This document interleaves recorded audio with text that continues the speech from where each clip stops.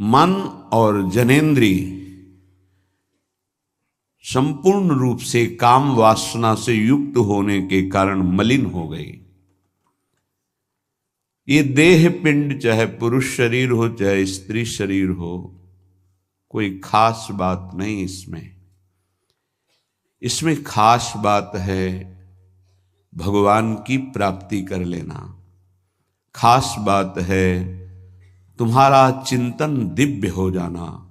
खास बात है इस शरीर से सबकी सेवा बन जाए, माता पिता भाई बंधु परिवार समाज राष्ट्र धर्म भगवान सबकी सेवा बन जाए तो ये शरीर सार्थक हुआ।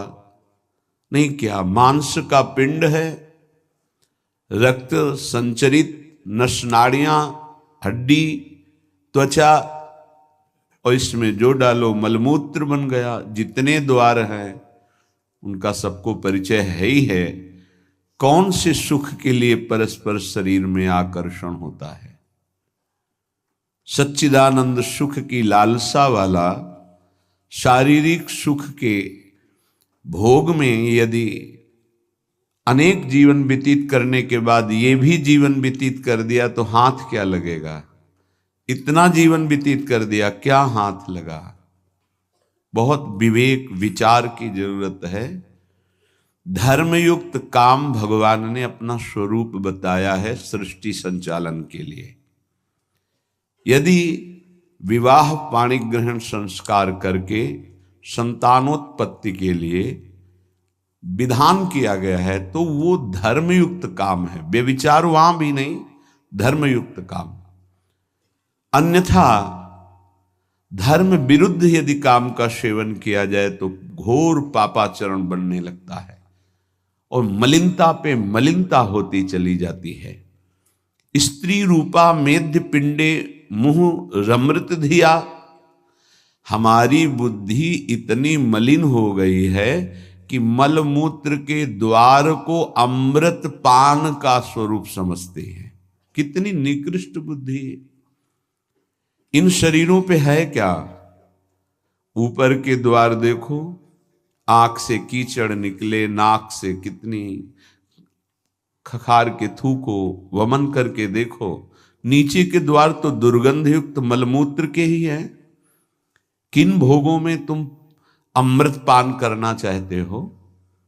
स्त्री रूपा मेध्य पिंडे मुहु रमृत धिया नित्य लोलुभ्यमानम। नित्य तुम लुभायमान हो रहे हो कि अगर ये शरीर भोगने को मिल जाए, ये शरीर मिल जाए तो हमारा जीवन धन्य हो जाए। नित्य लोलुभ्यमानम है क्या? थोड़ा विवेक से विचार करके देखो। धर्मयुक्त संतानोत्पत्ति के लिए भगवान ने आदेश किया है। मनमुखी चाल चल करके मनोरंजन करने के लिए ये नहीं बना हुआ है। फंसते चले जाओगे, अमृत की लालसा से मृत होते चले जाओगे। तुम्हारे विचार मृत, तुम्हारे आचरण मृत, तुम्हारा शरीर मृत, तुम्हारी चेष्टा मृत, क्योंकि मृत लोक में हो। इसका नाम मृत्यु लोक है और खोज रहे हो अमृत। चक्षुर्न क्षुद्र जीवैरपि विहितो। ये नेत्र मिथ्या रूप में लुभायमान हो रहे हैं। चमड़ी ऊपर से गोरी पीली जैसी भी, उसी में हम आसक्त हो रहे हैं। इतने आसक्त हो रहे हैं। परसों एक नवयुवक भाई प्रश्न एकांतिक में कह रहे, जिया नहीं जा रहा, हमको हमारी मित्र ने धोखा दे दिया और हालत भी ऐसी थी कि करुणा लग रही थी कि कृपा करें प्रभु और इनकी बुद्धि को इस दलदल से निकालें।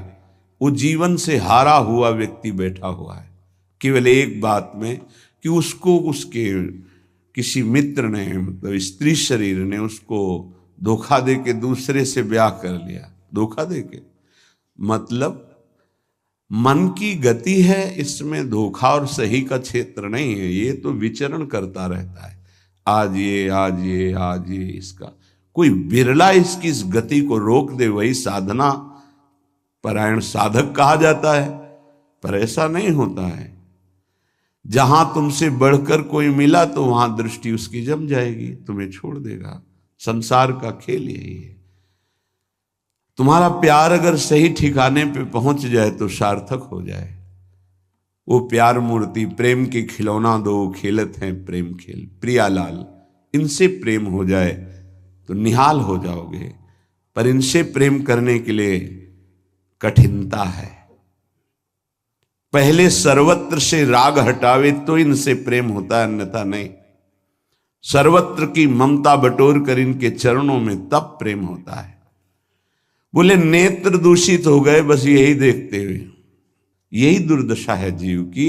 सामने भगवान है चराचर जगत के हृदय में, उनको कोई नहीं देखना चाहता, और बाहरी केवल चमड़े को देख करके हम आकर्षित हो रहे हैं। ये चमड़ी ज्यादा दिन नहीं टिकेगी। जिसकी तुम देख रहे हो उसकी और तुम्हारी भी, ये नष्ट होने वाली है। इन्हीं को शासन में साधक रखता है। नेत्रेंद्री हम जहां चाहें वहीं जाएगी, अन्यथा नहीं जाएगी। अभ्यास कीजिए नाम जप के द्वारा। ऐसे थोड़ी कि बात कर रहे हो किसी संत से भगवत चर्चा और तुम्हारी दृष्टि जा रही बार बार, और इतनी हिम्मत तुम्हारी कि भगवत भाव के वातावरण में तुम्हारी अशुद्ध वृत्ति उधर देखने की कोशिश कर रही। क्या देख रहे हो? चुप, एकदम शांत। चक्षुर्न क्षुद्र जीवैरपि विहित मृषा मानना अत्यंत मग्नाहा। ये क्षुद्र जीव समझ नहीं पा रहे कि नेत्र किसके लिए मिले। ये नेत्र मिले भगवत साक्षात्कार के लिए। ये विचार करो 5 मिनट आंख बंद करके, अगर ऐसे ही तुम्हारी आंखें छीन ली जाएं तो सोचो कैसा तुम्हारा जीवन होगा। जिन आंखों से तुम गंदी बातें कर रहे हो, गंदी बातें देख रहे हो, यही आंखें भगवान छीन लेते तुम्हारी, तो क्या तुम्हारा जीवन होता। आज तुम्हें भगवान ने आंख दी है, तुम इससे धर्म का दर्शन करो, सब में भगवत दर्शन करो, श्री विग्रह के दर्शन करो, संत दर्शन करो, नेत्र पावन करो। नेत्रों को दूषित कर लिया हमारी वाक इंद्री। जब हम इससे चिदानंद नाम जप करते हैं, चिदानंद लीला का गायन करते हैं, तो वाणी भी चिदानंद हो जाती है। श्रवणेन्द्रिय, जब इससे हम नाम कीर्तन सुनते हैं, नाम जब सुनते हैं, भगवत लीला सुनते हैं, तो श्रवणेन्द्रिय चिदानंद हो जाती है। ऐसे समस्त इंद्रियां जब केवल आराध्य देव के प्रति समर्पित होकर क्रियान्वित होती हैं, तो उनमें ये सामर्थ्य आ जाती है कि उपासक की श्रवणेन्द्रिय निकुंज में प्रिया प्रीतम क्या बात कर रहे हैं ये सुनाई देने लगता है। निकुंज में प्रिया प्रीतम कैसी शोभा से विराजमान है ये दिखाई देने लगता है। आज कौन से सौरभ का लेप किया गया ये घ्राणेन्द्रिय से पता चलने लगता है। प्रिया प्रीतम की दिव्य लीला का इंद्रियां अनुभव करने लगती हैं, जो कि इंद्रिय मन से बिल्कुल अगोचर है। अगर उपासक इन इंद्रियों को थोड़ी भी स्वतंत्रता दे देगा तो इनका स्वभाव है प्रकृति स्थान कर्षति। ये प्रकृति के वस्तु व्यक्ति स्थान के आकर्षण में फंस जाएंगी। फिर ये महासुख जिसकी हमारे हृदय में लालसा है, वो प्रकृति से पूर्ण होने वाली नहीं, वो परमात्मा से होने वाली है। जब हमारी इंद्रियां प्रकृति की तरफ जाती है तो मलिन हो जाती है, और मिथ्या देह सम्मान को तुमने सुख मान लिया। 4 लोग नमस्कार किए तो तुम अपने को श्रेष्ठ समझ लिए। किंचन मात्र भी कोई श्रेष्ठ नहीं है। ये पंचभूत शरीर सबके उसी सामग्री से बने हुए हैं। अंदर जो जीव अंश है भगवान का बिल्कुल बराबर है। अब जो सम्मान और अपमान होता है गुण और अवगुण का होता है, और गुण और अवगुण दोनों मायाकृत है। सुनो तात मायाकृत गुण और दोष अनेक, ये दोनों मायाकृत है। तो तुम किसका सम्मान? माया का। किसका अपमान? माया का। तुम तो मान और अपमान दोनों से परे हो। अगर कोई तुम्हें प्रणाम कर रहा है तो तुमको उसकी श्रद्धा को प्रणाम करना है। तुम खास थोड़ी हो गए कि वो तुम्हें साष्टांग प्रणाम कर रहा है तो तुम महान हो गए। महान वो है जो साष्टांग प्रणाम कर रहा है, उसकी श्रद्धा प्रबल है। नहीं, क्यों, कोई अंतर नहीं। जो इस देह में पंचभूत वही उस देह में पंचभूत, जो इसमें परमात्मा का अंश वो उसमें परमात्मा का अंश, उसकी श्रद्धा बड़ी है इसलिए वो आपकी तरफ प्रणाम कर रहा है। बोले बहुत बुरा हो गया। मिथ्या मृषा मानना अत्यंत मगनाह। मैं झूठ मूठ अपने को बड़ा मानकर सम्मान प्राप्त करने की लालसा, सम्मान स्वीकार कर लिया तो हृदय अपवित्र हो गया। बड़ा मन है, फंसाता रहता है, वो मकड़ी की जाल की तरह, फंसने वाला नहीं जानता है। संत सदगुरुदेव शास्त्र इनके सूत्रों को जब स्वीकार करे तो पता चलता है मैं फंस रहा हूं या मुक्त हो रहा हूं। श्रीपाद कह रहे हैं कि देखो, जनेन्द्री ने फंसा दिया काम भोग में, नेत्रेंद्री ने फंसा दिया रूप में। सच्ची अगर सावधान न रहे तो ऐसे ऐसे फंसाव हैं कि जीवन ही नष्ट हो जाता है, पूरा जीवन। अब उसको लाख समझा रहे थे, कुछ समझ में नहीं आ रहा था। बस वो ये समझ रहा था कोई आशीर्वाद मिल जाए, जादू टोना मिल जाए कि वो जो हमारी मित्र है वो वापस हमको मिल जाए वापस। बस उसको इतना ही लक्ष्य था। और हम ज्ञान विज्ञान वर्णन कर रहे थे, वो सुन बैठा था केवल, क्योंकि समझ में आता है ना आप हमारी बात पकड़ रहे हो कि नहीं पकड़ रहे। नेत्रेंद्री ने रूपों में फंसा दिया, हृदय मलिन हो गया सम्मान प्राप्त करने की लालसा से। और कह रहे जिभ्या मिष्टान्न निष्ठा विरमति न मनाग वित्त सग्रंथनुचितम। जबान आ गई भोजन के स्वाद में, ये मिष्ठान्न है, ये चटपटा है, ये बड़ा स्वादिष्ट है। जिभ्या रसेंद्री यदि भोजन के स्वाद में मगन है तो राधा नाम सुधा रसम का स्वाद नहीं ले पाएगी। उचित आहार जो भगवत प्रसाद रूप है उसको डाल लेते हैं, उसके प्रति हम आसक्त नहीं होते, स्वाद दृष्टि नहीं रखते। पूर्व के संत भगवान के दर्शन होते थे, खप्पर रखते थे नारियल का, नारायण नारायण, दाल खीर रोटी जो भी मिला खप्पर में डाला मिलाया। स्वाद से मतलब नहीं, प्राण पोषण से मतलब है। और यहाँ धनिया की चटनी अलग, टमाटर की चटनी अलग, भरा हुआ मिर्च अलग, ये अलग ये अलग, तो फिर राधा नाम सुधा रसम भूल जाओ।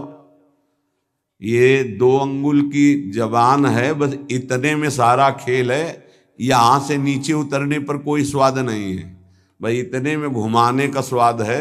और अच्छे अच्छे इसी में फंस जाते हैं। जिसकी रसेंद्री विजयी नहीं हुआ रसेंद्री से, वो हर इंद्री का विजयी होने पर भी विजयी नहीं माना जाता। रसेंद्री विजयी जनेन्द्री विजयी जरूर होगा, और रसेंद्री जनेन्द्री विजयी संपूर्ण इंद्रियों का विजेता माना जाता है। धैर्यवान उसे ही कहते हैं जो 2 इंद्रियों को काबू में कर ले, रसेंद्री और जनेन्द्री। रसेंद्री मिष्टान्न आदि भोग पकवान पाने के लिए लोलुप जीवन हो गया, पेट बढ़ करके छाती से 1 बीता ऊंचा हो गया है। उठने बैठने में दिक्कत होती है, पर पाने के समय और कितना अधिक पाया जा सके, ये स्वाद वो स्वाद वो स्वाद कितना पाओगे, मर जाओगे पाते पाते, फिर भी तृप्ति नहीं होगी। बहुत विचित्र वासना है, बहुत विचित्र वासना है। चित्त वित्त सग्रंथ अनुचितम। सच्ची बात, आज चरित्र भगवत धर्म मर्यादा इसका महत्व धीरे धीरे समाज से हटता जा रहा है, धन का महत्व होता जा रहा है। क्या दुर्दशा है। बोले मनाक वित्त सग्र धनुचितम, अनुचित रूप से धन कभी सुखी नहीं हो सकता जो अनुचित रूप से धन प्राप्त करता है। हा वृंदारण्य कान्या भवति मम गतिश्चेदहम त्वत्स्थितोपि। मेरी क्या गति होगी जब मेरी इंद्रियां और मेरा मन ऐसा है। मैं आपका आश्रय लेता हूं, आपका वास स्वीकार करता हूं। मैं समझ गया कि मेरे से अब कुछ नहीं होने वाला, मेरी अनन्य गति आप हो। हे वृंदावन, आप मेरा सुधार कर दो। अब मैं कहीं किसी की ओर नहीं देख सकता, सिर्फ आपका आश्रय लिए हूं। भाव ये है कि हम सब तरह से हीन हैं, हर इंद्रियां हम पर विजय प्राप्त किए हुए है। उल्टा, इंद्रियों पर हमें विजय प्राप्त करना चाहिए, इंद्रियां हम पर विजयी हो गई हैं। अब हम कैसे मुक्त हो? तो बोले धाम का आश्रय ले लो। बड़ा महत्व है। धाम कृपा करके आपको सत्संग प्रदान करेगा। यदि आप सत्संग के अनुसार सुलझ के चल पावे तो क्या होता है, जन्म जन्मांतर से मलिन बुद्धि होती है और बहुत भागती है बुद्धि। जैसे जंगली नील गाय देखा हो, गर्दन उठाई भागती चली जा रही, ऐसे ये भागती बुद्धि। अगर इसको कोई रोक सकता है तो गांव में एक लंगड़ बांधा जाता था। लंगड़ समझते हैं? 2 टांगों के बीच में एक मोटा सा लकड़ी का। अब वो भाग नहीं पाएगी ऐसे। गुरु कृपा, गुरु आदेश, गुरु शासन, ये बुद्धि के ऊपर लंगड़ का काम करता है। तुम्हें पता ही नहीं गुरु के हृदय में अनंत माताओं जैसा प्यार होता है। जैसे भगवान गाली देने वाले को भी परम पद देते हैं, उन्हीं के दास हैं वो। किसी का अमंगल संत के द्वारा, गुरुदेव के द्वारा नहीं। आपका विचार, आपकी सोच आपको अमंगल के रास्ते पे खड़ा करके और ऐसा धक्का देगी कि शायद है फिर बचा पाने की स्थिति ना रह जाए। सगर के जो पुत्र 60,000 थे, भगवान कपिल देव जी का अपराध कर दिया, आश्रम को विध्वंस करने लगे। घोड़ा वहीं बंधा हुआ था, किसी ने बांध दिया था, उनको पता भी नहीं था। उनको लगा कि इन्होंने ही ऐसा किया होगा, हमारा विश्व विजेता घोड़ा इन्होंने पकड़ लिया। बड़ा उपद्रव किया। कपिल भगवान ने कोई शाप नहीं दिया, उनकी तपोशक्ति ने उनको नष्ट कर दिया, भस्म कर दिया। जिनके उद्धार के लिए उन्हीं के वंशजों में क्रमशः आराधनाएं हुई, फिर पर सिद्ध कर पाए भगीरथ जी और भगवती गंगा को लाए और अपने पुरखों का उद्धार किया। जो थोड़ा भी अपनी बुद्धि को तुम भगवत मार्ग से विमुख करोगे, वो आपको फंसाने के सिवा और कोई मार्ग नहीं बता सकती। यहां समिटना है, अपने अस्तित्व को मिटा देना है, प्रभु के चरणों में पूर्ण आश्रित हो जाना है और जीवन मुक्त हो जाना है। ये रास्ता है। यदि हम भगवत मार्ग के पथिक हो करके थोड़ा भी अपने मन के अनुसार चलेंगे तो मार्ग बदल जाएगा।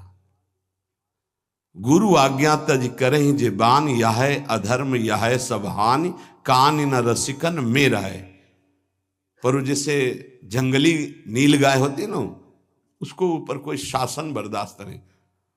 वो जब दलदल में फंसती है तब उसकी चाल रुकती है, अन्यथा नहीं। तो माया प्रपंच का दलदल जब ऐसी बुद्धि वालों को रोकता है, तब उनको याद आता है कि क्या मैं कहीं गलत मार्ग पर चल पड़ा क्या।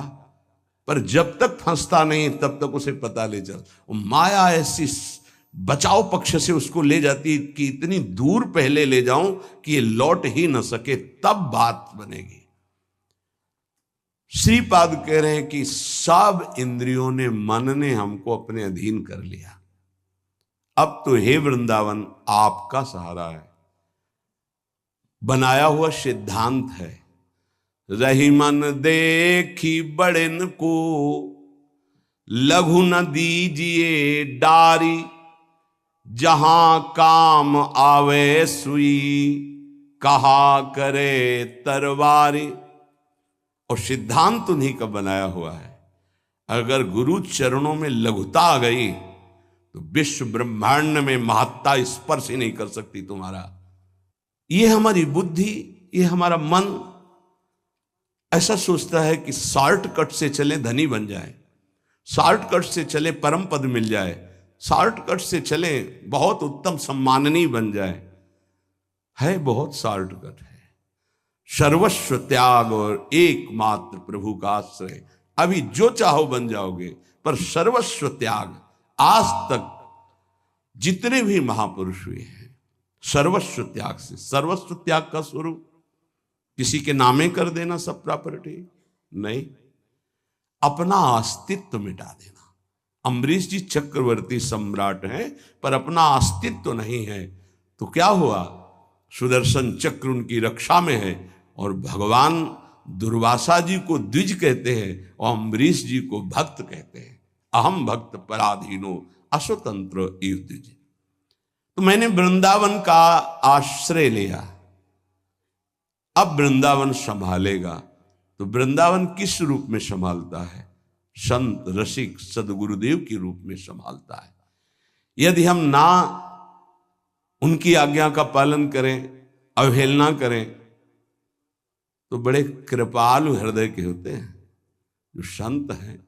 संत सरल चित जगत हित जानि स्वभाव स्नेह। तुम क्या जान पाओगे कि हृदय में तुम्हारे ही प्रति कितना दुलार है। सांप को चाहे जितनी प्रार्थना करो, आरती उतारो, दंडवत प्रणाम कर लो, कह दो सीधे चलो तो कभी नहीं चलेगा वो। उसकी चाल ही टेढ़ी होती सांप की तरह। ऐसे जो कुटिल बुद्धि के होते हैं, हाथ जोड़ो, पैर छुओ, दुलार करो, गले लगाओ, जीवन दे दो, लेकिन वो सांप की तरह ही कुटिल बुद्धि से चलेंगे। उनका जो विषैला स्वभाव है वो उनकी आध्यात्मिक शक्ति का नाश करता है। उनको लगता है मैं बहुत बड़ा अध्यात्म कर रहा हूं। अध्यात्म कहां से होता है? गुरु आज्ञा से होता है। अध्यात्म कहां से होता है? गुरु मंत्र के निरंतर सुमिरन से होता है। अध्यात्म जिसके अंदर है तो त्रिभुवन का संपूर्ण वैभव उसको मृत तुल्य लगता है। मृत तुल्य, न पारमेष्ठ्यम न महेंद्र दिष्ण्यम। आपको लगेगा भरण पोषण कैसे होगा? तो भगवान, उनके वचन यही भक्त का आश्रय होते हैं। भगवान ने कहा अनन्यश्चिंत्यन्तो माम। तुम्हारी एक ही जिम्मेवारी है, तुम केवल मेरा अनन्य चिंतन करो। और जो अनन्य चिंतन करता है, ये जनाः परिपासते, जो ऐसी उपासना करता है अनन्य चिंतन से, तो योगक्षेमम वहाम्यहम, मैं उसके योगक्षेम का वहन करता हूं। अप्राप्ति की प्राप्ति और प्राप्ति की रक्षा ये मैं करता हूं। शुद्ध परमार्थ को जान लो, जीवन मुक्त हो जाओ, फंसने में देर नहीं लगती। ये मन कभी भी कहीं भी कैसे भी आचरणों में फंसा सकता है। अजामिल जी अपनी इंद्रियों की चंचलता को शासन में लेकर के अपने पिता की सेवा में गुरु भाव से लगे थे। बड़े धर्मात्मा पिता थे। एक दिन वो समिधा लेने के लिए गए तो जंगल में देखा एक शराब पिए हुए व्यक्ति किसी वैश्या से सहवास कर रहा है। अचानक दृष्टि पड़ी। शास्त्र आज्ञा करता है ऐसे दृश्य को एक बार अचानक दृष्टि पड़ने पर दोबारा ना देखा जाए और नमस्कार वृत्ति कि भगवान की माया है, आगे बढ़ जाए। पर वो तो सेवा को छोड़ करके उसी को केवल देखने लगे। देखते ही चिंतन बढ़ा। चिंतन बढ़ता ही संगस्तेषुपजायते, संग की इच्छा आसक्ति प्रकट हुई। जब वो पुरुष चला गया तो उस वैश्या से मिले और कहा मैं आप पर आसक्त हो चुका हूं। तो उसने कहा मेरे जीवन का उद्देश्य ही है आसक्त पुरुषों से धन लेना, उनको सुख पहुंचाना। कहा पूरी पिता की संपत्ति सब वैभव लुटा दिया। आखिरकार उसी के पास रहने लगे, उसके दास बनकर रहने लगे, क्या क्या अमंगल कार्य करने लगे। जहां संविधा लेने गए थे यज्ञ के लिए, वहां पशुओं का हिंसा करके और मांस रांधना खाना, ये सब बहुत गंदा जीवन। एक बार थोड़ा भी कोई धर्म का अनुष्ठान करे तो धर्मो रक्षति रक्षिता, धर्म उसको बचाने की कोशिश करता है, रक्षा करता है। गांव में संत मंडली आई, मंडली ने पूछा यहां कोई पवित्र उदार संत सेवी का घर हो तो बताना, वहां आज हम रुकना चाहते, पूरी संत मंडली ठाकुर को भोग लगाएंगे, आरती पूजा और सुबह चले जाएंगे। हाँ, उन्होंने कहा सबसे ज्यादा पवित्र अजामिल है गांव के बाहर, जो वो बगीचा भी सामने वाला उन्हीं का है, वो वैश्या का था।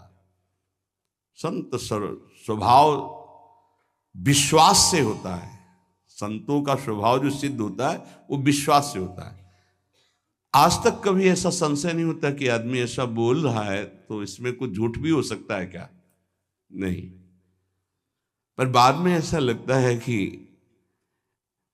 इनको सत्य बोलना आता ही नहीं है। संसारी आदमी को आचार्य की बात फिर याद आती है, पाए जान जगत में सब जन कपटी कुटिल कलयुगी टंचु। कपट और कुटिलता के बर्ताव किसी और कुछ आता ही नहीं। कई बार सत्संग में प्रार्थना की कि एक जगह ऐसी रखो जहां झूठ मत बोलो, कपट मत करो, गुरु दरबार। दंड दो या पुरस्कार दो, आपके हैं, गलत हैं या सही हैं आपके सामने है। एक जगह तो, पर और जगह सब फिट हो सकता है, एक जगह जरूर छल कपट करेगा, क्योंकि पतन वहीं से होता है, जीव का पतन वहीं से होता है। जहां गुरुजनों से कपट और छल किया गया, माया जो कपट का जाल और छल का बिछाती, उसे कोई नहीं काट सकता। माया के जाल को कोई नहीं काट सकता। काटने के लिए गुरु प्रसन्न साहब अनुकूला। जैसे हमसे बोला जाता है, संतों से बोला जाता है, अक्षरशः लगता है सत्य बोल रहा है, संशय ही नहीं, क्योंकि विश्वास की धरा से ही चला जाता है, विश्वास ही होता है। तो संत जनों ने जाके वहां डेरा लगा दिया। ठाकुर जी विराजमान के, आरती पूजा शुरू, इतने में देखा एक मलिन वस्त्र पहने और एक हिरन कांधे पे टांगे और अस्त्र ली हुई वहां। अजामिल ने जीव ही संतों को देखा तो संत दृश्य जी में पातक टरई, हृदय एकदम आर्त भाव से रो पड़ा और याद आई वो बात कि जब मैं जवान था तो कैसे धर्म का अनुष्ठान करता था, कैसे मैं पिता की आज्ञा से भगवत आराधना में, हाय मेरा जीवन किस तरह नष्ट हो गया। नजदीक गया, साष्टांग दंडवत। देखते ही संतों ने समझ लिया। उन्होंने कहा भाई ये बगीचा आपका है? बोल भी नहीं पा रहे थे, बस इशारा किया। हाँ बोले, बताया गया था कि गांव के बाहर एक ब्राह्मण है, बड़े पवित्र हैं, तो आपका ही नाम अजामिल है। बोले प्रभु ये तो आपके साथ उपहास किया गया है, मैं पवित्र नहीं, बहुत नीच पापी हूं। ऐसा धर्म का त्याग करके पापाचरण में वैश्या के मल जैसे अन्न से उदर पोषण करता हूं, ये देख रहे हो आप हिंसा, मेरे जैसा पातकी भ्रष्ट कोई नहीं होगा, ये तो आपके साथ उपहास किया गया। उनका भाई अब रात्रि में तो ठाकुर जी नहीं हटाएंगे, यहीं विराजमान करेंगे, पर आपका कुछ पाएंगे भी नहीं। तो चरणों में लौट गया, महाराज क्या अब भी मेरा उद्धार हो सकता है? कहा हाँ, आखिरी श्वास तक जीव को भगवत प्राप्ति का अवसर दिया जाता है। एक उपाय है, मैं देख रहा हूं तुम्हारे द्वारा वैश्या से एक अभी पुत्र होगा, तुम उसका नाम नारायण रख देना, बस। अब आप यहां से जाए, हमारी ठाकुर सेवा है, हम सब संत अपने एक नाम कीर्तन पाठ और ध्यान आदि, आप जाएं, आपका मंगल होगा। समय आने पर बालक हुआ, वो उससे अत्यंत आसक्ति हो गई। जरा सी इंद्रियों की छूट दी तो एक संयमी ब्रह्मचारी नियमनिष्ठ ऐसे भ्रष्ट आचरणों में फंस गया। पिता ने फिर ब्याह भी करवाया था, पर दृष्टि जहां फंस गई। कुसंग हुआ तो जीवन बर्बाद हो गया, और सत्संग हुआ तो देखो कैसे परम पद मिलता है। अब तो उसी छोटे पुत्र को गोद में लेके घूमना, उसी से प्यार, उसी से दुलार। उसको क्या पता कि एक भयावह समय होता है जिसका नाम मृत्यु है। वो कभी भी किसी पर आक्रमण कर सकती है, और जब यहां से जाओगे ना तो कुछ भी तुम्हारे साथ नहीं। तुम्हारा किया हुआ धर्म और अधर्म, ये दोनों तुम्हारे साथ जाएंगे, जिसे शुभ और अशुभ कर्म कहते हैं। अचानक उसको दिखाई दिया दो भयंकर यमदूत। कांपने लगा। यमदूतों की दृष्टि मात्र से उसके मलमूत्र छूट गए, इतने भयानक। और उसकी आसक्ति अपने पुत्र पे थी, तो ऐसा लगा कि मैं आखिरी में एक बार अपने पुत्र को बुला के देख लूं। बुलाया, नारायण, बस मंगल हो गया। देखो, संत संग अपवर्ग कर, कामी भव कर पंथ। संत का संग सीधे मोक्ष प्रदान करने वाला होता है। नारायण, एक बार जी ही पुकारा, नारायण, ऋणा पे जबान पहुंची कि दो दिव्य पार्षद भगवान के चतुर्भुज नारायण स्वरूप श्यामल कांति है, यमराज के दूतों को डांटा और फांसी काट दी। अब तुम इस जीव को स्पर्श भी करने का अधिकार खो चुके हो। बड़ा सुंदर प्रसंग है। अगर इसे बार बार हम सुने और इसे हृदय में बैठा लें तो जीवन मुक्त होने के लिए पर्याप्त साधन है। नाम महामंगल मूद में अजामिल जी की चेतना लुप्त होने वाली थी, फांसी पड़ चुकी थी यमदूतों की। यद्यपि उसने भगवान को नहीं पुकारा, अपने बालक के स्नेह वशात उसको पुकारा नारायण, पर संतों ने नाम रखवाया था। 88 वर्ष की आयु तक पाप ही पाप होते रहे उसके। यमदूतों को डांट कर भगवान के पार्षदों ने कहा, अब तुम स्पर्श भी नहीं कर सकते इसको।